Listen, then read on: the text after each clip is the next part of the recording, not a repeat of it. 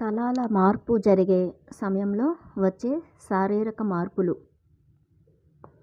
అంటే భూమి 3వ తలం నుంచి 5వ తలంకి ప్రవేశించింది కాబట్టి 5వ తలంలో అంటే 5th డైమెన్షన్ కాన్షియస్తో ఆ చైతన్యంతో భూమి ఉంది కాబట్టి మనలో కూడా శారీరక మార్పులు ఎలా ఉంటాయో చెప్తున్నారు. ఇంతకుముందే పేర్కొన్న విధంగా మనం తలాల మార్పు ప్రక్రియ ద్వారా పయనిస్తున్నప్పుడు మొట్టమొదటిసారిగా మనం మన భౌతిక శరీరాలను మనతో పాటుగా తీసుకువెళ్తున్నాం. అంటే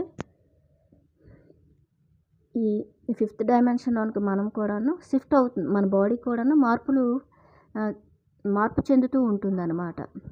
3rd డైమెన్షన్ ఆ యొక్క పరిమితమైన ఆలోచనలు, పరిమితమైన నమ్మకాలు, పరిమితమైనటువంటి దీంట్లో మనం ఉంటాం కదా, ఆ నమ్మక వ్యవస్థలు. కానీ అలా కాకుండా అదంతా కూడా పాత నమ్మకాల వ్యవస్థ, ఆ పాత ఇదంతా కూడాను క్లీన్ చేసుకుని బాడీ 5th డైమెన్షన్ కాన్షియస్గా అంటే కాన్షియస్తో ఆ చైతన్యం అనేది మార్పు చెందించుకుంటూ ఉంటుంది లోపల.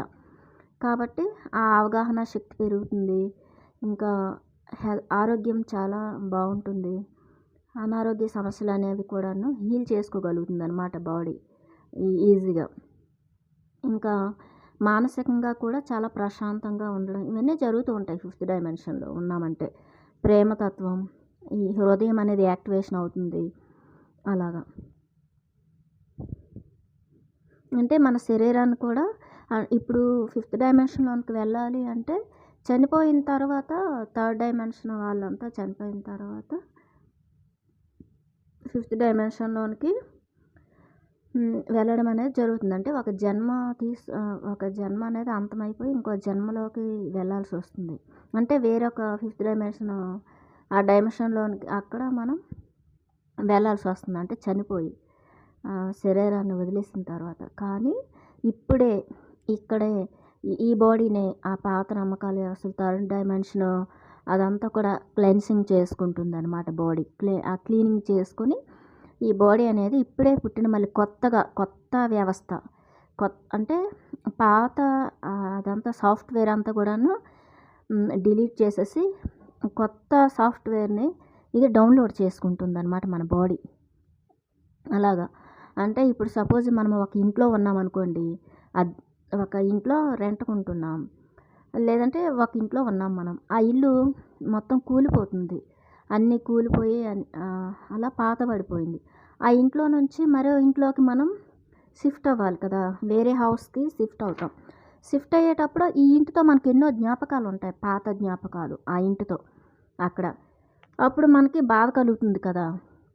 అలాగే ఈ పాత మన నమ్మకాల వ్యవస్థలు అవన్నీ కూడా గతంలో ఉన్న జ్ఞాపకాలు అవన్నీ కూడా మనకి వదిలించుకోవడం చాలా కష్టం. ఆ నమ్మకాల వ్యవస్థ, బిలీఫ్ సిస్టమ్స్ ఇవన్నీ కూడా ఎన్నో బిలీఫ్స్ ఉంటాయి మనకి. ఆహారం పైన బిలీఫ్స్ ఉంటాయి, నమ్మకాలు ఉంటాయి, ఇంకా మూఢనమ్మకాలు ఉంటాయి అన్నింటిపైన. సోషల్ కండిషనింగ్ అయిపోయినటువంటి ఇవన్నీ కూడాను అదంతా డీకండిషనింగ్ అయిపోయి కొత్త వ్యవస్థని, కొత్త జ్ఞానాన్ని అదంతా కూడాను డౌన్లోడ్ చేసుకుంటుంది అనమాట మన బాడీ. అదే చెప్తున్నారు, ఈ శరీరంతో పాటే 5th డైమెన్షన్లోనికి మనం ప్రవేశిస్తున్నాం అనమాట. ఇది ఒక అపూర్వమైన మార్పు. 5వ తలంలో ఉండే భూగ్రహం మీద మనుగడ సాగించాలి అంటే మానవ శరీరం తన ప్రకంపన పౌనఃపున్యాన్ని పెంచుకునే క్రమంలో భారీగా రూపాంతరీకరణ చెందాలి అని చెప్తున్నారు. 5th డైమెన్షన్లో భూమి ఉంది కాబట్టి ఇప్పుడు మనం 5th డైమెన్షన్లో మనం ఇక్కడ జీవించాలి అంటే ఇక్కడ ఎన్నో మార్పులు చేసుకోవాలి. మనం ఎన్నో ఆ పాత నమ్మకాల వ్యవస్థలన్నీ వదులుకోవాలి. అంతా వదులుకొని కొత్తగా మనం ఇప్పుడు ఎంతో న్యూ ఏజ్ స్పిరిచువల్ సైన్స్ అంతా వస్తుంది. ఈ న్యూ ఏజ్ స్పిరిచువల్ సైన్స్ అంతా కూడా మనం అర్థం చేసుకోవాలి. లేదంటే స్పిరిచువాలిటీలోకి ఆధ్యాత్మికతలోకి రావాలి, అంతర్ప్రయాణం చేయాలి, అంటే ధ్యానం చేయాలి. ధ్యానం ద్వారానే ఇదంతా కూడాను జరుగుతుంది. ఇలాగనమాట. అంతా కూడా ఇక్కడ ఈ 5th డైమెన్షన్లో ఈ భూమి మీద మనము జీవించాలి అంటే ఇప్పుడు హై ఎనర్జీస్ ఉంటాయి భూమి మీద, చాలా హై ఎనర్జీస్ ఉంటాయి. ఈ హై ఎనర్జీస్లో మనం జీవించాలి అంటే ఇప్పుడు కూడాను మనం ఎంతో ప్రేమతో మనం ఉండాలి. ప్రేమతత్వము, కరుణ, అంటే కరుణ అంటే మనుషుల మీదే కాదు, ప్రేమ కరుణ ఇవన్నీ ప్రకృతి పైన. ప్రకృతి అంటే ఏంటి? అన్ని జీవరాశులతో కలిసిందే ప్రకృతి. మనుషులు కావచ్చు, జంతువులు, వాటర్ బాడీస్ అంటే వాటర్ నీళ్ళు, ఇలాగనమాట. అన్నింటితో కూడా భూమాతతో, ఇంకా వృక్షాలతో, వృక్షజాతితో, ఖనిజ జాతి అంటే కొండలు, కోనలు, అడవులు, అన్నింటితో కూడా మనం చాలా అద్భుతంగా కనెక్ట్ అయ్యి అక్కడి నుంచి మనం ఎంతో ఎనర్జీ తీసుకుంటూ అలా అనమాట. అది ఫిఫ్త్ డైమెన్షన్లో ఉండే ఆ యొక్క ప్రేమతత్వం, వైబ్రేషన్స్ మన లోపల అలా ఉంటాయి. ప్రతిదీ కూడా చాలా చిన్నది కూడా మనకెంతో అబ్బురంగా అనిపిస్తుంది. ఒక వృక్షాన్ని చూసినా, ఆ చెట్టుని చూసినా, ఆ చెట్టుకున్న చిగురులను చూసినా అంత అద్భుతంగా అనిపిస్తుంది అనమాట. అంటే ఎంతో ధ్యానంలోకి వెళ్ళిపోతుంటాం ప్రతిదాన్ని చూసి, ఒక ఆకాశాన్ని, నక్షత్రాలని, ఇలాగా. అంటే ఫిఫ్త్ డైమెన్షన్లోని మనకి ఆ ఆ ఫ్రీక్వెన్సీని, ఈ భూమి యొక్క ఫ్రీక్వెన్సీతో మన ఫ్రీక్వెన్సీని మనం పెంచుకోవాలి అని చెప్తున్నారనమాట మాస్టర్. కాబట్టి ఈ మన శరీర పౌనఃపున్యాన్ని, ప్రకంపన పౌనఃపున్యాన్ని పెంచుకునే క్రమంలో భారీగా రూపాంతరీకరణ అనేది చెందాలి. మనం ఎంతో రూపాంతరీకరణ అనేది చేసుకోవాలి. అంటే మన ఆహార నియమాలు మార్చుకోవాలి. ఇప్పుడు చెప్తున్నారు కదా, మొక్కల ఆధారిత ఆహారం తీసుకోవాలంటే ప్యూర్ వెజిటేరియన్గా మారాలన్నమాట. అంటే మొక్కల ఆధారిత అంటే వేగన్స్ ఉంటారు కదా, అలా ఆ వేగన్ డైట్ మనం పాటించాలి. ఇంకా కాంతితో మనం పనిచేయాలి. మనం కాంతిగా మారిపోవాలి. అంత రూపాంతరీకరణ అనేది చెందాలి. ఆలోచన విధానం కానీ, ఇంకా అన్నీ కూడా రూపాంతరీకరణ చేసుకుంటూ ఉండాలి. ఎమోషన్స్ పైన, భావోద్వేగాల పైన మనం మాస్టరీ చేయాలి. అంటే ఇప్పుడు సపోజ్ మనకు ఒక భయం వచ్చింది అనుకోండి, ఆ భయంకి మూలం ఏంటో మనం లోపలికి వెళ్ళి చూడాలి. దేనికి మనం భయపడుతున్నాం, దాన్ని ఎదుర్కోవాలి. అక్కడ అసలు ఏమీ ఉండదు, అంతా భ్రమే. ఇక్కడ ఉన్నదంతా భయం అనేది ఒక భ్రమ, ప్రతిదీ ఒక భ్రమే కదా. దాన్ని మనం ప్రేమ ఉన్న చోట భయం ఉండదు. అది ఆ ప్రేమతో ప్రతి దాన్ని కూడా మనం చక్కగా చేసుకోవచ్చు. అది హైయెస్ట్ ఫ్రీక్వెన్సీ అంటే ప్రేమ ప్రకంపన అనమాట. ప్రేమతో ఉండడమే హైయెస్ట్ ఫ్రీక్వెన్సీ, ప్రేమ. అది భగవంతుడు అంటేనే ప్రేమ కదా. ప్రేమే, ఆ డివైన్ లవ్వే దైవం. కాబట్టి ఆ దైవంలా మారాలంటే ప్రేమతో ఉండాలి అన్నింటి పట్ల, అందరి పట్ల. అందరూ అంటే మూగజీవులతో సహా ప్రతిదాని పట్ల. మానవులుగా మనకు 7 విభిన్న శరీరాలు ఉంటాయి అని మన ఆరాలోని 7 పొరలుగా కనిపిస్తాయి ఆ శరీరాలు. మన ఆరా ఉంటుందన్నమాట. 14 లేయర్స్ ఆఫ్ ఆరా కూడా ఉంటుంది మనకి. 14 లేయర్స్ ఆఫ్ ఆరా ఉంటుంది. అంటే ఇదేంటి, 7 శరీరాలు, 7 ఆరా లేయర్స్, ఇవన్నీ ఇలా ఉంటాయి అన్నమాట. 7 శరీరాలు మనకున్నాయి కదా, మన షటిల్ బాడీస్, లేదంటే సూక్ష్మ శరీరాలు అని చెప్తాం. అంటే మన భౌతిక శరీరం, తర్వాత భౌతిక శరీరం, energy, physical body, energy body, mental body, emotional body, ఆత్మిక్ body, causal body, supracausal body, ఇలా 7 శరీరాలు ఉంటాయి. ఈ 7 శరీరాలకి ఇంక 7 ఆరాలు ఉంటాయి అన్నమాట. ఇవన్నీ సూక్ష్మంగా ఉంటాయి. మన కెర్లియన్ ఫోటోగ్రఫీ ఉంటుంది కదా, కెర్లియన్ ఫోటోగ్రఫీ అనే ఒక డివైస్తో వీటిని మనం చూడవచ్చు.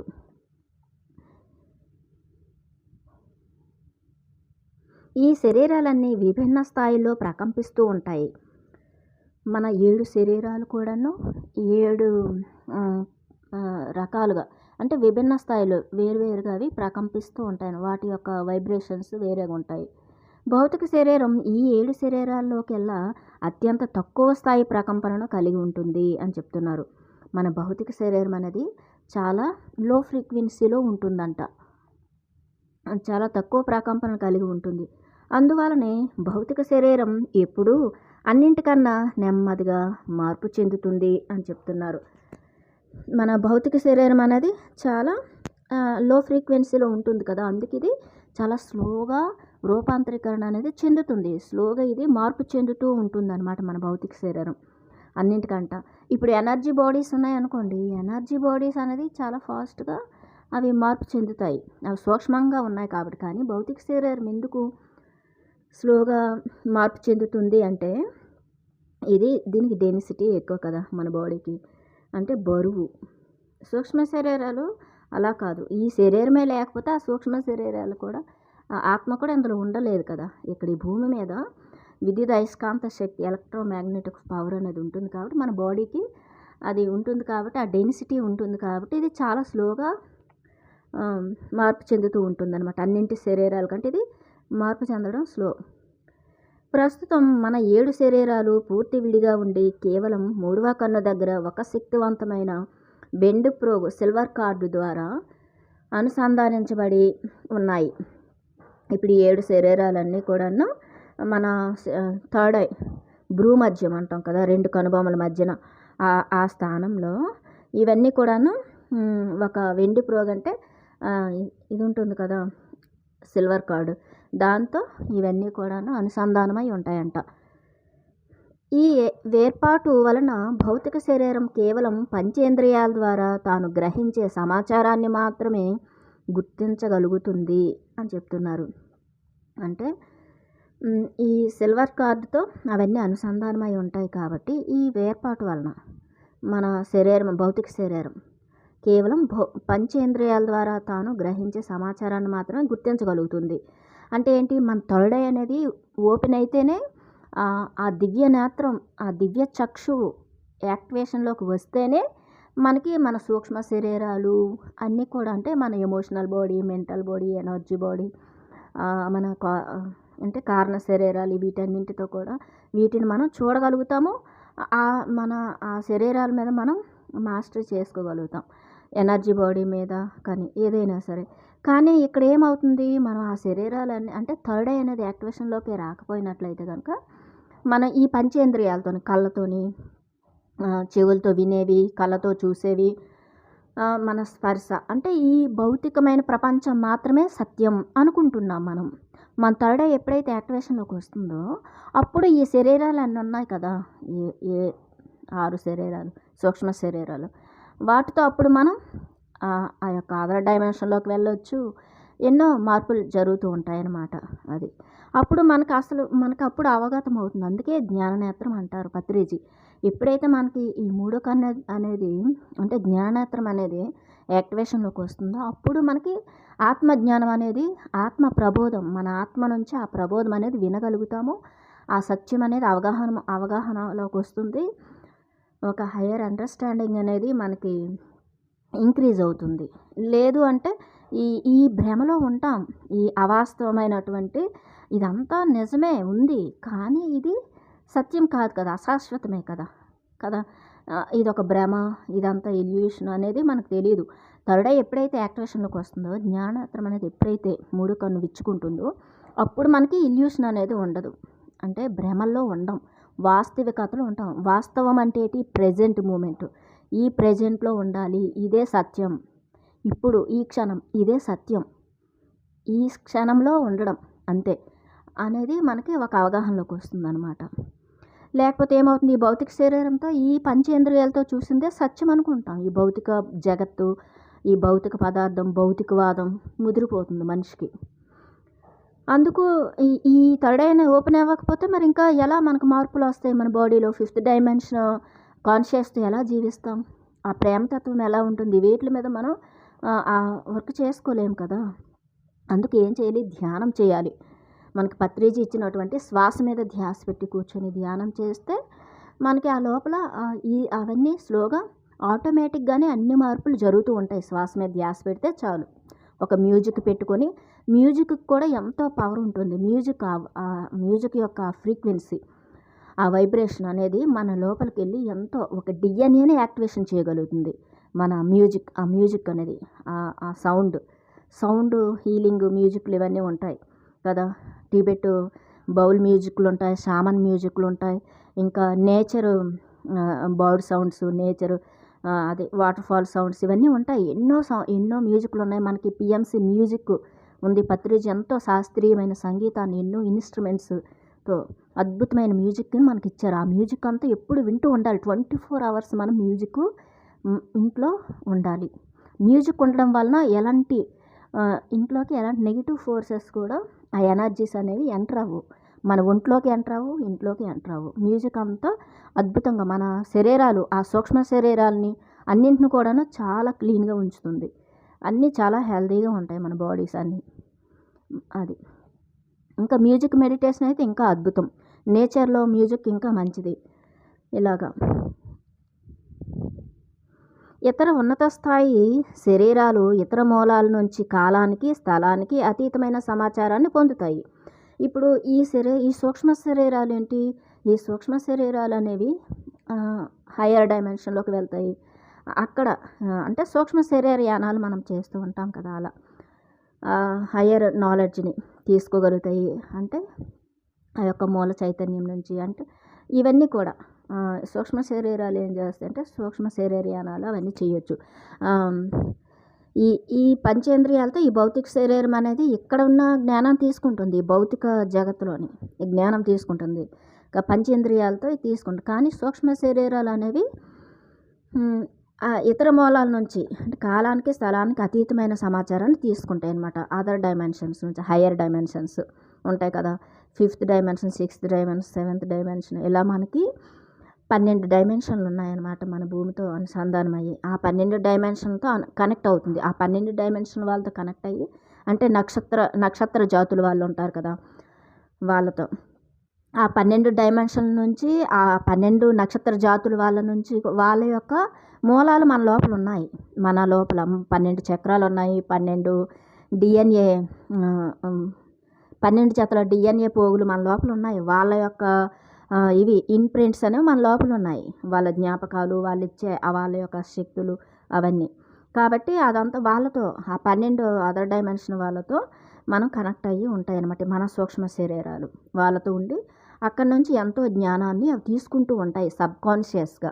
మనం ధ్యానం చేసినా, ధ్యానము చేయకపోయినా, మ్యూజిక్ వింటున్నా, లేదంటే ఏదైనా ఒక బుక్ చదువుకుంటున్నా, ఇలా ఒక మంచి లైఫ్ స్టైల్ని మనం, మంచి ఆహారం చెప్పాం కదా, చక్కగా ప్లాంట్ బేస్డ్ డైట్ ఇదంతా తీసుకున్నట్లయితే ఎప్పుడు నిరంతరం మన బాడీ, ఆ సూక్ష్మ శరీరాలు ఇవన్నీ కూడా లోపల అద్భుతమైన మార్పులు జరుగుతూ అద్భుతంగా ఎంతో మనం పీస్గా ఉంటాము. ఎంతో ఆ డివైన్ బ్లిస్లో ఉంటాం. ఆ బ్లిస్ స్టేట్లో అక్కడ నుంచి ఎంతో మనం తీసుకుంటూ ఉంటాం ఆ జ్ఞానాన్ని, వాళ్ళ యొక్క ప్రేమని, ఆ మూల చైతన్యం నుంచి. ఇలాగా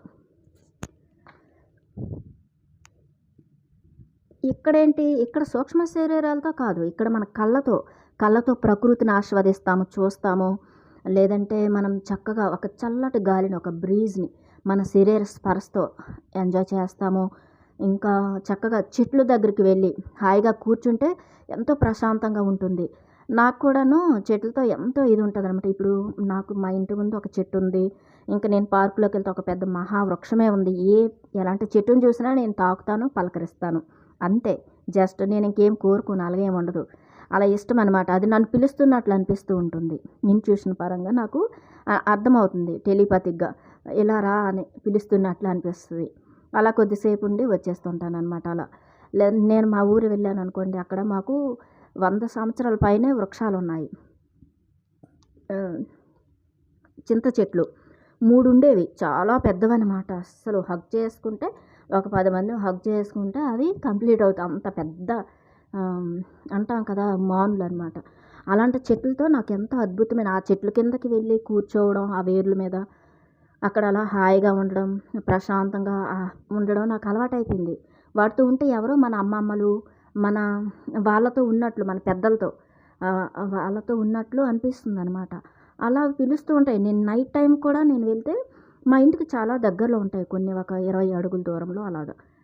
అయితే పిలుస్తాయి అన్నమాట. నాకు నిద్ర పట్టలేదు అనుకోండి, ఆ చెట్లు నన్ను పిలుస్తున్నట్లు అనిపిస్తే నేను ఎంత నైట్ అయినా అలా నడుచుకుంటూ వాటి దగ్గరికి వెళ్తాను అనమాట. వెళ్ళి హాయిగా అక్కడ కొద్దిసేపు అలా కూర్చొని అలాగా వస్తూ ఉంటాను. ఒకసారి అయితే చాలా హెల్త్ ఇష్యూ వచ్చింది ఊర్లో, ఆ ఫుడ్ పాయిజన్ జరిగి. అప్పుడు నేను ఆ చెట్టు దగ్గరికి వెళ్తే వితిన్ సెకండ్లో నేను అసలు హీల్ అయిపోయాను. అంతవరకు కిటకిటలు ఆడిపోయాను. అలా అనమాట. వృక్షాలు అంత అద్భుతం, అస్సలు ఇప్పటికీ మర్చిపోలేను ఆ వృక్షాలు చేసే ఇది మ్యాజిక్.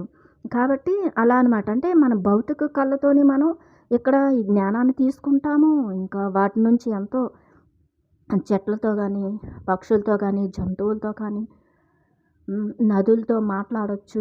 మనం సీతాయనం బుక్ చదివితే అదే కదా ఉంటుంది. అమ్మవారు సీతామాత అంటుంది అప్పుడు నదులు కూడా మాట్లాడేవి. అలా అనమాట. ఇప్పుడు మనకి ఇవన్నీ కూడాను పోయాయి. అతీంద్రియ శక్తులన్నీ కూడా పోయాయి. స్వార్థము ఇవన్నీ ఎక్కువైపోయి, డార్క్నెస్ ఎక్కువైపోయి. కాబట్టి ఇప్పుడు మళ్ళీ అవన్నీ యాక్టివేషన్లోకి వస్తున్నాయి. మన అతీంద్రియ శక్తులన్నీ యాక్టివేషన్లోకి వస్తున్నాయి. ఇప్పుడు మనకు అదంతా కూడా అర్థమవుతుంది.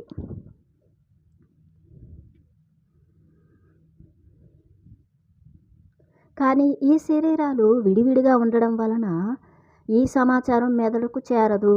మెదడు మన భౌతిక శరీరంలోని భాగం. అందువలన మనం మేల్కొని ఉండి మన ఇంద్రియాల పట్టులో ఉన్నప్పుడు మనం ఆ సమాచారాన్ని గ్రహించలేము లేదా వినియోగించుకోలేము అని చెప్తున్నారు. ఇప్పుడు ఎప్పుడైతే మనం ధ్యానం సాధన చేస్తూ ఉంటామో ధ్యానం అంతర ప్రయాణం చేయాలి. అంతర ప్రయాణం చేసినప్పుడు మనం ఆ యొక్క వేరే డైమెన్షన్లోకి వెళ్ళడం కానీ ఇదంతా కూడా ధ్యానంలో మనకు అనుభవాలు వస్తాయి కదా. అక్కడ ఏంటి అసలు మాస్టర్స్తో ఏం మాట్లాడడం, లేదంటే అక్కడ ఏం చూసామో అదంతా కూడా ఆ జ్ఞానము లేదంటే ఆ ఎనర్జీని అదంతా కూడా సోల్ అనేది మళ్ళీ మన సబ్కాన్షియస్ అంటే మన సబ్కాన్షియస్ మైండ్లోకి మన సోల్ ఇస్తుంది. సబ్కాన్షియస్ మైండ్ ఏం చేస్తుంది, మన బ్రెయిన్కి ఇస్తుంది కదా. బ్రెయిన్ అనేది అప్పుడు మన బాడీలో ఉన్నటువంటి ఈ ఇంద్రియాలన్నింటికి కూడా ఆ ఎనర్జీని పాస్ చేస్తుంది. లేదంటే ఆ జ్ఞాపకాలను ఆ యొక్క జ్ఞానాన్ని అదంతా మనకి బ్రెయిన్ ఉంటుంది కదా, మెదడు. ఆ బ్రెయిన్ అనేది ఫిజికల్ అంతే కదా. ఫిజికల్ బ్రెయిన్ అనేది మనకు ఉంటుంది. ఆ బ్రెయిన్ ద్వారా మన యొక్క ఈ ఇవి ఉంటాయి, గ్లాండ్స్ ఉంటాయి, ఇంకా లోపల ఎన్నో ఇవి ఉంటాయి కదా, వాటన్నింటికి అది పంపిస్తుంది. మన నర్వస్ సిస్టమ్స్ ఇవన్నీ ఉంటాయి కదా. ఆ ద్వారా మన బాడీ ఇంద్రియాలకి వీటన్నింటిని కూడా ఆ విధంగా అది ఆ జ్ఞాపకం అంటే మన బ్రెయిన్ నుంచి మన మైండ్కి అనేది ఆ నాలెడ్జ్ అనేది వస్తుంది. మన కాన్షియస్ మైండ్కి ఆ నాలెడ్జ్ అందాలి కదా, అప్పుడు మనకు గుర్తుంటుంది. ఈ భౌతికమైనటువంటి దాన్ని ఇప్పుడు మైండ్ అనేది మన మైండ్ అనేది గుర్తుపెట్టుకుంది అనుకోండి ఆ జ్ఞానాన్ని. సపోజ్ నాకు ఒక విజన్ వచ్చింది. ఆ విజన్ అనేది నేను ధ్యానం చేయలేదు, నేను ఆ యాక్టివేషన్ చేసుకోలేదు, థర్డ్ ఐ అనేది యాక్టివేషన్లో లేదు, లేదంటే అసలు ఇవేవీ లేనప్పుడు ఆ నాలెడ్జ్ అనేది వస్తుంది. కానీ అది అనేది మన బ్రెయిన్ తీసుకోలేదు. అది ఆ మైండ్కి బ్రెయిన్ అందించలేదు. సబ్కాన్షియస్ మైండ్లో ఉంటుంది కానీ అలా రాదనమాట. అందుకు దీనికి మనం ఏం చేయాలి, మన సూక్ష్మ శరీరాలతో మనం తీసుకున్నటువంటి ఆ యొక్క నాలెడ్జ్ కానీ ఏదైనా కానీ ఆ విజన్స్ కానీ ఏవైనా గుర్తుండాలి అంటే తప్పనిసరిగా మనము సరైన ఆహార నియమాలు పాటించాలి. అంటే శాకాహారం, శుద్ధ సాత్విక ఆహారం, ఇలా వీలైనంతగా ఫ్రూటేరియన్గా ఉండొచ్చు, లేదంటే ఇలా చక్కగా మౌనం పాటించడం, ఇవన్నీ చేసినప్పుడు మన సూక్ష్మ శరీరాలు యాక్టివేషన్లోకి వచ్చినప్పుడు థర్డ్ ఐతో మనం ఏది చూసినా కానీ ఈ భౌతిక శరీరంలోకి మన బ్రెయిన్ అనేది మన మైండ్కి అందిస్తుంది అనమాట. ఆ నాలెడ్జ్ని తీసుకోగలుగుతుంది. అందువలన మనం మేల్కొని ఉండి మన ఇంద్రియాల పట్టులో ఉన్నప్పుడు మనం ఆ సమాచారాన్ని గ్రహించలేము లేదా వినియోగించుకోలేము కూడా. అది మనం ఎంత తీసుకున్నా మనకు ఆ ఎరుక అనేది ఉండదు కదా, ఎరుక అనేది ఉండదు. ఆ నాలెడ్జ్ని మనము వినియోగించుకోలేము. అది ఇప్పుడు సపోజ్ ఈ గ్రంథం రాశారు అనుకోండి, ఆయన ఎవరు, డాక్టర్ సన్నీ సాటిన్ ఎలా రాశారు, ఆయన డీప్ మెడిటేషన్ స్టేట్లో ఆ యొక్క ఆయన కనెక్ట్ అయ్యారు, సోల్తో కనెక్ట్ అయ్యి ఆయన ఆ యొక్క హయ్యర్ మాస్టర్స్తో కనెక్ట్ అయ్యారు. అక్కడ నుంచి ఆ విజ్డమ్ని ఆయన తీసుకోగలిగారు. సోల్ నుంచి సబ్కాన్షియస్ నుంచి మన మైండ్కి వస్తుంది, మైండ్ నుంచి మన బ్రెయిన్ నుంచి మన బాడీలోకి ఇలాగా అదంతా పాస్ ఆన్ అవుతుంది ఆ నాలెడ్జ్ అనేది. అలా ఉంటుందన్నమాట. అసలు ధ్యానమే మనం చేయట్లేదు, ఎరుక లేదు, గతం గురించి ఆలోచిస్తూ భవిష్యత్తు గురించి ఆలోచిస్తూ ఈ నమ్మకాల వ్యవస్థలో కూరుకుపోయి ఉంటే ఎంత నాలెడ్జ్ వచ్చినా ఏది వచ్చినా కానీ అది వినియోగించుకోలేమన్నమాట. ఆ జ్ఞానాన్ని కానీ ఆ శక్తిని అందుకు ప్రతిదీ ప్రాక్టీస్ చేస్తూ ఉండాలి, ఎరుకుతూ ఉండాలి మనం. ఎరుక అనేది ఉండాలి, మన మాటలపైన ఎరుక. అన్నీ ప్రాక్టీస్ చేయాలి. కళ్ళు మూసుకొని 3 అవర్స్ ధ్యాన సాధన ఒకటే ప్రాక్టీస్ కాదు. కళ్ళు తెరిచిన తర్వాత మాటల మీద ప్రాక్టీసు, ఆలోచనల పైన ప్రాక్టీస్ చేయాలి, సరైన ఆలోచనలు చేయాలి, ప్రేమతో ఉండడం. మన హృదయంలో ఆ ప్రేమ, కరుణ, దయ, జాలి అన్నీ కూడా చక్కగా మనం ఇన్స్టాల్ చేసుకోవాలి. ఆ జ్ఞానం అంతా కూడా మనం ఇన్స్టాల్ చేసుకోవాలి మన లోపల. అతీంద్రియ జ్ఞానం ఉన్న వ్యక్తులు తమ భౌతిక శరీరానికి మరి ఇతర శరీరాలకు మధ్యన ఒక నిర్దిష్ట స్థాయికి చెందిన ఐక్యతను కలిగి ఉంటారంట.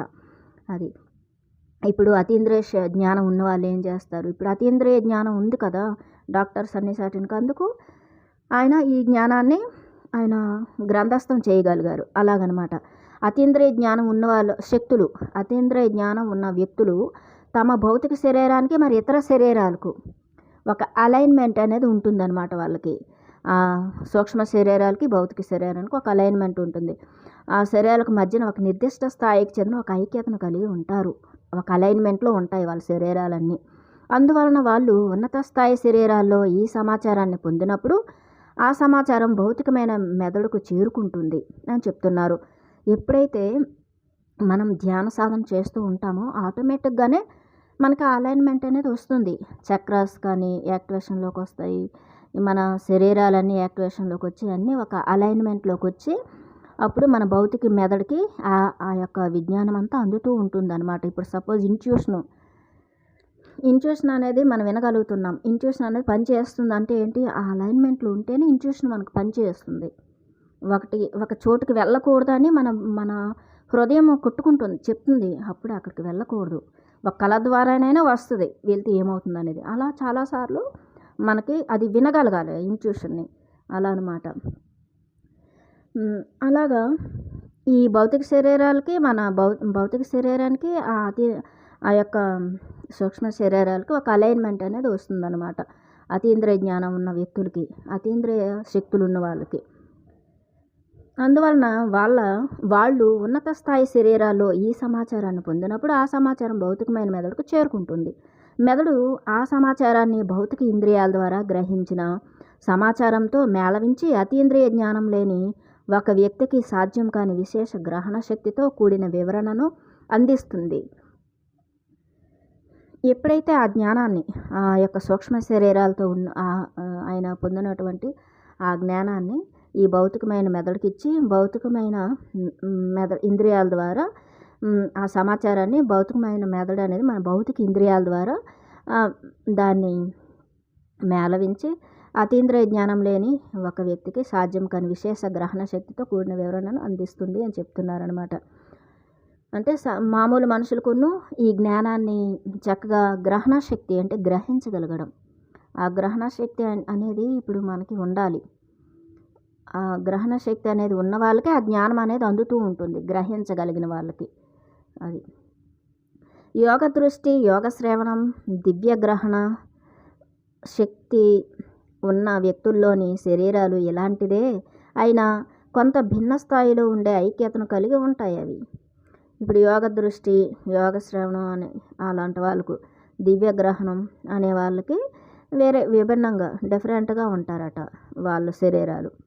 సామాన్య మానవుడికి సాధ్యం కాని విధంగా విషయాలను గ్రహించగల, చూడగల, వినగల లేదా అనుభూతి చెందగల సామర్థ్యం వీళ్ళందరికీ ఉంటుంది అని చెప్తున్నారు. ఎవరికైతే ఈ అతీంద్రియ జ్ఞానం ఉంటుంది, అతీంద్రియ శక్తులు ఉన్న వాళ్ళు, ఈ సూక్ష్మ శరీరాలు మళ్ళీ భౌతిక శరీరం అన్నీ ఒక అలైన్మెంట్లో ఉన్న వాళ్ళకు వచ్చినటువంటి ఆ జ్ఞానం, ఆ దివ్య జ్ఞానం కానీ దివ్య శ్రవణం, దివ్య దృష్టి ఇవన్నీ కూడాను ఏవైతే ఉంటాయో భౌతిక జీవితంలోనికి వాళ్ళు అన్వయించుకొని దాన్ని చక్కగా గ్రహణ శక్తితో గ్రహించి అందరికీ వాళ్ళు బోధిస్తూ ఉంటారనమాట ఈజీయెస్ట్గా ఆ జ్ఞానాన్ని. వీళ్ళందరికీ కూడా శక్తులు ఉంటాయి అంటున్నారు. ఈ శక్తులు ఉన్న వాళ్ళు ఏంటంటే ప్రతి దాంతో కూడా టెలిపతిక్గా కమ్యూనికేషన్ మనం కమ్యూనికేట్ చేయొచ్చు. వృక్షాలతో మాట్లాడచ్చు, ఇంకా జంతువులతో మాట్లాడచ్చు, నక్షత్రాలతో మాట్లాడచ్చు. అంటే టెలిపతిక్గా ఫీల్ అంతే, మనం ఒక అనుభూతి అనేది వస్తుంది. అలా ఒకసారి నేను పౌర్ణమి అనేది వచ్చింది. పౌర్ణమి వస్తే వీర సతీశ్వరి మేడం బర్త్డే అనమాట. కార్తీక పౌర్ణమికి నేను ఎలాగైనా మాడుగులు వెళ్ళాలి అని చెప్పేసి సాయంత్రం నేను తొందరగా ఇక్కడ బయలుదేరి నేను బస్ స్టాప్‌కి వెళ్ళాను. వెళ్ళినప్పుడు నాకు బస్సులు రాలేదు. అసలు 2 హవర్స్ కూర్చున్నాను, బస్సు రాలేదు. అక్కడికి వెళ్ళాలంటే ఒక 3 బస్సులే నేను మారాలి. ఆ ఆశ్రమంకి వెళ్ళాలంటే. అది నైట్ అయిపోతుంది. సాయంత్రం అయిపోతుంది కాబట్టి నాకింకా సేఫ్టీ ఆ టైంలో అంత మంచిది కాదు కదా అని చెప్పేసి బాధపడుతూ ఇంటికొచ్చాననమాట. బస్ స్టాప్‌లో చాలాసేపు వెయిట్ చేసి, ఏడ్చుకుంటూ అలా వచ్చాను. వచ్చిన తర్వాత నేను అప్పుడు ఫుల్ మూన్ కదా! నేను మూన్‌ని చూసుకుంటూ అలాగా చిన్న పిల్లలాగా హృదయం ఊరికే వెక్కి వెక్కి ఏడుస్తుందనమాట హృదయం. నేను వెళ్ళలేకపోయాను. అక్కడికి వెళ్ళి పిరమిడ్‌లో ధ్యానం చేసుకోవాలి. ఆ నేచర్ అంతా ఎందుకంటే మేము 2008 నుంచి నాకు ఆ ప్రకృతితో అక్కడున్న ఆ చెట్లతో చాలా ఇది ఉండేది. కనెక్టివిటీ ఉంది. అక్కడ ప్రతి సంవత్సరం మేము పౌర్ణమిలు చేసాము. చాలా ప్రతి నెల పౌర్ణమి ధ్యానాలు అన్నీ చేసేవాళ్ళం. ఆ పిరమిడ్ కూడా మేమంతా చక్కగా అందరం కలిసి అమ్మతో పాటు సాయం చేసాం కదా! కాబట్టి పిరమిడ్‌తో మాకు ఇది ఉంది. ఏడుస్తూ అలా ఫుల్ మూన్ చూస్తూ ఉన్నాను చందమామని. నేను ఇలా వీలైతే నేను చందమామ అంటే చందమామయ్య అనే ఒక కనెక్షన్‌తో చిన్న పిల్లలాగా అలా ఊరికే కళ్ళల్లోంచి నీళ్ళు వచ్చేస్తున్నాయన్నమాట ఏడుస్తూ అలా చూస్తూ ఉంటే. అస్సలు అద్భుతమైన ఒక స్పార్కు ఆ చందమామ లోపల నుంచి వచ్చి నా థర్డ్ ఐ నుంచి నా లోపలికి వెళ్ళింది. ఆ దుఃఖమంతా ఆగిపోయి చాలా హాయిగా ప్రశాంతంగా అక్కడికి వెళ్తే నేను ఎంత ఆనందాన్ని, ఆత్మానందాన్ని, ఎంత ప్రేమని పొందుతానో, ఎలా ఉంటానని అనుకున్నానో అదంతా నాకు అసలు అలాగే వచ్చేసిందనమాట.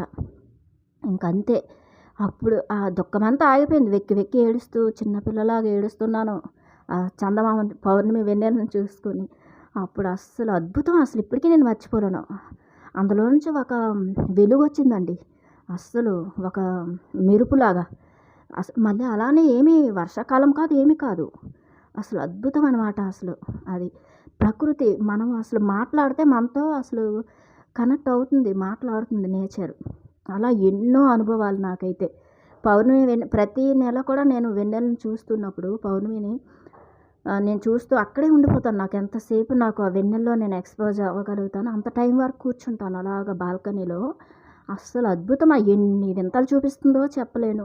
ఆ మబ్బులతోని ఒక ఇసుక తెన్నుల్లాగా, ఒక ఎడారిలాగా, లేదంటే ఒక సముద్రంలో ఇసుక తెన్నుల్లాగా, అలల్లాగా ఎన్నెన్నో దాని చుట్టూ చంద్రుడి చుట్టూ ఎన్నో కనిపిస్తూ ఉంటాయన్నమాట. అలా అనమాట. కాబట్టి నేచర్‌తో మనం కనెక్ట్ అవ్వాలి.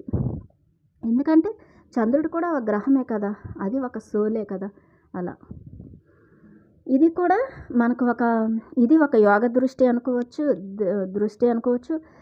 దాన్ని మనం ఆ యోగ స్పర్శను మనం దాన్ని నేను గ్రహించగలిగాను కదా!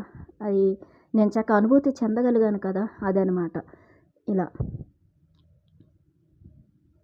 అయితే వీళ్ళందరికీ కూడా ఎవరికైతే శరీరాలు ఈ సూక్ష్మ శరీరాలు ఇవన్నీ ఈ భౌతిక శరీరంతో అలైన్మెంట్ అయి ఉంటుందో, కనెక్ట్ అయి ఉంటాయో అప్పుడు వాళ్ళు అతీంద్రియ శక్తులు అనేవి వాళ్ళు ఉంటాయి అని చెప్తున్నారు. అదర్ డైమెన్షన్ మాస్టర్స్‌తో, హయ్యర్ మాస్టర్స్‌తో, ఏంజెల్స్‌తో అందరితో కూడా వాళ్ళు కనెక్ట్ అయి ఉంటారు. భౌతికంగా కూడా భౌతిక జీవితంలో కూడా మనకి అవన్నీ తెలుస్తూ ఉంటాయి. ఆ అనుభూతులు మనం పొందుతూ ఉంటాం. ఆ నాలెడ్జ్ తీసుకుంటాం, ఆ జ్ఞానాన్ని తీసుకుంటాం అలాగా. నూతనమైన మానవ శరీరం అంటున్నారు. అయితే మన మానవ శరీరం అనేది నూతనంగా కొత్తగా ఎలా తయారైందని చెప్తున్నారు. ఒకసారి మన రూపాంతరీకరణను మనం పూర్తి చేసుకున్న తరువాత మనకు సంపూర్ణ ఐక్యతతో కూడిన సచేతన శరీరం ఉంటుంది. ఆ నూతన మానవ శరీరపు లక్షణాలు ఇలా ఉంటాయి అని చెప్తున్నారు. ఎప్పుడైతే మన దేహాలన్నీ కూడాను ఒక అలైన్మెంట్లోకి వస్తాయో, చక్రాస్ అన్నీ ఒక అలైన్మెంట్లోకి వస్తాయో అప్పుడు ఈ శరీరంలో మార్పులు. ఒకటి, మొత్తం 7 శరీరాలు పూర్తి సమైక్యతతో ఉంటాయి. 2, అతీతంగా ఉత్తేజితమై పెంపొందించబడిన DNA 12 పోగుల DNA అది కూడా యాక్టివేషన్లోకి వచ్చేస్తుంది. 3, భౌతిక మెదడు నరాల వ్యవస్థ తిరిగి సవరించబడతాయి. మన మెదడు, మన బ్రెయిన్ అనేది చక్కగా పనిచేస్తుంది అన్నమాట. ఇంకా ఎక్కువ మన బ్రెయిన్ అనేది ఏం చేస్తుందంటే ఫ్రీక్వెన్సీస్ ఉంటాయి కదా, ఇప్పుడు మనకి ఈసీజీ అంటాం. దాంతో మనం చూస్తే బ్రెయిన్ అనేది కొన్ని ఫ్రీక్వెన్సీస్ అనేది చూపిస్తూ ఉంటుందన్నమాట. తీటా, డెల్టా ఇలాగా ఉంటాయి కదా బ్రెయిన్‌కి కొన్ని టైప్స్ ఆఫ్ పేర్లు ఉంటాయి. ఫ్రీక్వెన్సీలో అలాగా. ఆ ఫ్రీక్వెన్సీలో ఉంటుంది మన బ్రెయిన్ అనేది. అలాగా హయ్యర్ ఫ్రీక్వెన్సీలో బ్రెయిన్ కూడా పనిచేస్తుంది. నరాల వ్యవస్థ తిరిగి సవరించబడుతుంది. మన బ్రెయిన్‌కే కదా మన నాడీ వ్యవస్థ అంతా కూడాను బ్రెయిన్ కనెక్ట్ అయి ఉంటుంది కాబట్టి నరాలన్నీ అంటే నాడీ వ్యవస్థ అంతా కూడా చక్కగా మళ్ళీ యాక్టివేషన్లోకి వస్తుందన్నమాట. మనకి 2,72,000 ప్రాణనాడులు ఉంటాయి కదా, ఆ ప్రాణనాడులన్నీ కూడా ప్రాణశక్తితో మరి ఆ ఎనర్జీతో ఎనర్జీ బాడీ ఎనర్జీని ఎక్కువగా ఫుల్ఫిల్ చేసుకుంటుంది. చక్కగా మన బ్రెయిన్ కూడా పనిచేస్తుంది. మన నాడీ వ్యవస్థతో ఆ నాడీ వ్యవస్థ అనేది చక్కగా క్లీన్ అవుతుందన్నమాట. నాడీ మండల శుద్ధి అంటాం కదా, ధ్యానం చేసిన కొత్తల్లో మనకి ఎంతో శుద్ధి జరుగుతూ ఉంటుందన్నమాట. అది 4 భౌతిక శరీరం వయస్సు మీరడాన్ని ఆపడం కోసం క్షీణించే కణజాలంపై మనోనియంత్రణ వస్తుంది. మనం చక్కగా మన కణాలు ఎప్పుడు కూడాను కణజాలం అనేది ఎప్పుడు క్షీణిస్తుంది, మన కణాలన్నీ ఎప్పుడు చచ్చిపోతూ ఉంటాయంటే మనం సరికాని ఆలోచనలు చేస్తూ ఉన్నప్పుడు, అంటే మనోభావాలు మీద మనకి సరైన కంట్రోలింగ్ లేదనుకోండి, అంటే కోపాలు, ద్వేషాలు, ఈర్ష్యలు, అసూయలు ఇట్లాంటివన్నీ, అత్యాశ, భయము, ఇదంతా కూడా ఈ డార్క్నెస్ కదా, అదంతా ఎక్కువగా ఉన్నప్పుడు మనకన్నా అసూయ, ముఖ్యంగా అసూయ, ద్వేషము, ఈర్ష్య అట్లాంటివన్నీ అవి ఏం చేస్తాయి, పగ ప్రతి ఎక్కువ మనం చూస్తూ ఉంటాం కదా, మన మీద ఉన్నవాళ్ళే ఉంటారు మనకు తెలుసు. అలాంటివి ఎక్కువగా ఉన్నప్పుడు ఏమవుతుందంటే మన కణాలు అనేవి చచ్చిపోతుంటాయి. ఆ బాడీలోని ఆయా ప్లేసెస్లో కణాలు చచ్చిపోయినప్పుడు అక్కడ అనారోగ్యాల సమస్యలు వస్తాయి, తొందరగా ముసలితనం వస్తుంది, తొందరగా చచ్చిపోవడం అనేది జరుగుతుంది బాడీ. ఎప్పుడైతే మనకి ఇవన్నీ ఉండవు కదా, చక్కగా ధ్యానం చేసుకుంటూ ప్రేమతత్వంతో చక్కగా మంచి బుక్స్ చదువుకుంటూ మనల మీద మనం మన భావోద్వేగాల మీద నియంత్రణ, భావన శక్తిని చక్కగా పెంచుకొని మంచి భావనలు చేయడం అందరి గురించి. అందరూ అద్భుతమే కదా, ఇక్కడ అంతా అద్భుతమే. ఇక్కడంతా ఒక అద్భుతమైన ఆట, ఇదంతా కూడా ఒక నాటకం, ఇది ఒక నాటక రంగం భూమి అనేది. ఇక్కడ మనం పాత్రలు పోషిస్తున్నాం. ఇలా ఒక మంచి హయ్యర్ అండర్స్టాండింగ్తో మనం ఉన్నట్లయితే, మంచి నమ్మకాల వ్యవస్థతో మనం ఉన్నట్లయితే కనుక అప్పుడు మన కణజాలాలన్నీ యాక్టివేషన్లోకి వచ్చేస్తాయి అన్నమాట. మన కణాలు అన్నీ కూడా క్రిస్టలిన్గా మారిపోతాయి. మన కణాలన్నీ క్రిస్టలిన్ సెల్స్గా మారిపోతాయి అన్నమాట. మన అది కాబట్టి అప్పుడు మన బాడీ కూడా క్రిస్టలిన్ బాడీ అయిపోతుంది, క్రిస్టల్ బాడీ అయిపోతుంది. కాబట్టి అప్పుడు మనకి ఈ వయసు అనేది పెరగడం ఆగిపోతుంది. చక్కగా ఇప్పుడు కూడా యవ్వనంగా ఉంటారు, హుషారుగా ఉంటారు, ఆనందంగా ఆ గ్లో ఉంటుంది ఫేస్లో, తెలిసిపోతుంది అనమాట. మనిషిలో ఉన్నటువంటి ఆ హృదయం ఎంత శుద్ధిగా ఉంటే అప్పుడు వాళ్ళు అంత అద్భుతంగా ఉంటారన్నమాట. ఆరోగ్యం కానీ ఆ కణజాలాలన్నీ కూడాను చక్కగా మళ్ళీ కొత్తగా ఇవన్నీ అవుతాయి అన్నమాట. అంటే రిపేర్ అవుతాయి అన్నీ కూడా బాడీలో. ఈ డిఎన్ఏ యాక్టివేషన్లోకి వస్తుంది, అన్నీ కూడా ఎక్కడక్కడ రిపేర్ అయిపోతూ ఉంటాయి అన్నమాట. అది 5 శరీరంలో ప్రధాన చక్రాలు సంఖ్య 7. 7 నుంచి 11 చక్రాలకు పెరుగుతాయంట చక్రాస్. మన చక్రాలు 7 చక్రాలు ఉన్నాయి కదా, మూలాధారం, స్వాదిష్టానం, మణిపూరకం, అనాహత, విశుద్ధ, ఆజ్ఞ, సహస్రార చక్రాస్ ఉన్నాయి కదా. ఇవి 7 కాకుండా ఇంకా 4 అదనంగా వస్తాయన్నమాట చక్రాలు. సంపూర్ణ సమైక్యతతో ఉండే శరీరం. ఇప్పుడు ఈ తక్కిన చక్రాలు, ఈ 12 చక్రాలు ఉన్నాయి కదా, 12 చక్రాలు మన 12 శరీరాలతో, మళ్ళీ మన 12 గ్లాండ్స్ ఉంటాయి కదా మనకి, గ్లాండ్స్ మనకి ఈ 12 గ్లాండ్స్తో అంటే 7 చక్రాలు, 7 మనకి గ్లాండ్స్ ఉంటాయి మన భౌతిక శరీరంలో. గ్లాండ్స్ అవి గ్రంథులు ఈ గ్రంథులతోనే ఆ 12 చక్రాలు కూడా కనెక్ట్ అయి ఉంటాయి. ఆ చక్రాల నుంచి శక్తి అనేది మన గ్రంథులకు అందుతుంది. ఆ గ్రంథులు అనేవి అక్కడ ఉన్నటువంటి ఆ పార్ట్స్ని అవి చక్కగా క్లెన్సింగ్ చేస్తూ ఎనర్జీ ఉంటుంది, వాటిని కంట్రోల్ చేస్తూ ఉంటాయి. చక్కగా అవన్నీ హెల్తీగా ఉంటాయి, ఆరోగ్యంగా ఉంటాయి. అలాగా అయితే ఇంకా 4 చక్రాలు ఉంటాయి కదా, అవి ఏంటి అంటే ఒకటి మన పూర్ణాత్మతో మనం కనెక్ట్ అవ్వడానికి. సహస్రారం పైన 8వ చక్రం ఉంటుంది కదా! అది మన పూర్ణాత్మతో మనం కనెక్ట్ అవుతాము. ఆ చక్రం మన హయ్యర్ సెల్ఫ్‌తో, మన పూర్ణాత్మతో కనెక్ట్ అవుతాం ఆ చక్రంతో కనెక్ట్ అయినప్పుడు.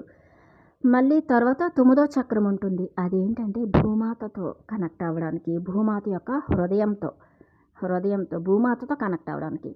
తర్వాత ఇంకోటి ఎర్త్‌తో కింద కాలు కింద ఉంటుంది. ఇది 9వ చక్రం. మన కాళ్ళ కింద, అంటే కాలు కింద అంటే అంత సూక్ష్మంగా చూస్తే అలా ఉంటుంది. భూమాతతో కనెక్ట్ అవ్వడానికి. తర్వాత 10వ చక్రం అనేది మన సోలార్ సిస్టమ్‌తో, మన సూర్య కుటుంబంతో, సూర్యుడితో. తర్వాత 11వ చక్రం అనేది సోలార్ సిస్టమ్ తర్వాత మన యొక్క గెలాక్సీతో కనెక్ట్ అవ్వడానికి, అంటే మన మిల్కీ వే గెలాక్సీతో కనెక్ట్ అవ్వడానికి. తర్వాత ఇంకా 12వ చక్రం ఉంటుంది కదా! అది ఆ యొక్క మూల చైతన్యంతో, విశ్వాత్మతో మనం కనెక్ట్ అవ్వడానికి అనమాట. ఇలాగనమాట. అన్నీ కూడా అవి సూక్ష్మంగా ఉంటాయి ఆ 4 చక్రాలు. ఇప్పుడు మన బాడీలో ఉండే 7 చక్రాలు మనకు తెలుసు. కానీ అవి అలాగా అక్కడి నుంచి సమాచారాన్ని మనం తీసుకుంటూ ఉంటాం అనమాట. ఆ చక్రాస్ అలా కనెక్ట్ అయినప్పుడు మనం ఇప్పుడు పూర్ణాత్మతో మనం ఎలా కనెక్ట్ అవుతామంటే 8వ చక్రం అనేది 8వ చక్రం ద్వారా మనం కనెక్ట్ అవుతాం అనమాట అలాగా.